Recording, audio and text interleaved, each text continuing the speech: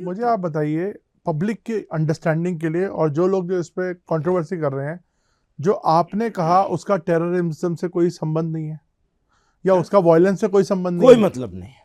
नहीं तो इसको अगर, लेकिन आपको पता है कि इसका इस्तेमाल टेररिस्ट ऑर्गेनाइजेशंस करती हैं, इस शब्द का अब इस्तेमाल। आप ये समझिए, हम आप एक साथ बैठे हैं, राष्ट्र निर्माण, राष्ट्र रक्षा, राष्ट्र सुरक्षा, इस पर हम सब लोग एक साथ हैं, है ना, एक सहमत हैं हम।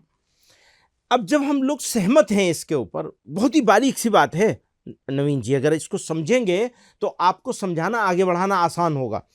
हम सब लोगों की का मुश्तरक जिम्मेदारी उर्दू में कहते हैं, यानी कलेक्टिव रेस्पॉन्सिबिलिटी है। यह कलेक्टिव रेस्पॉन्सिबिलिटी है लड़ना।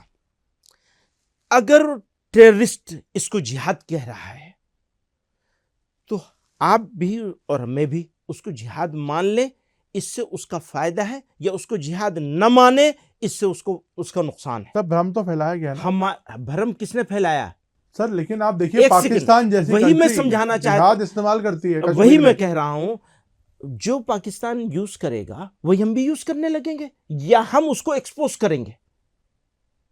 आप ये बताइए। सर मतलब मैं समझाने की कोशिश कर रहा हूं, इंटेंट समझ रहा हूं। नहीं, लेकिन अगर आप मुश्किल क्या है, अभी लोग समझने के लिए तैयार नहीं जी। 30 साल से हम एक काम कर रहे हैं, वो ट्रैक रिकॉर्ड को भी लोग नहीं देख रहे हैं और समझने के लिए तैयार नहीं है। क्यों? उनके ट्रैप में आ गए। प्लीज प्लीज मेरी हम्बल रिक्वेस्ट है, आप उनके ट्रैप में मत आइए।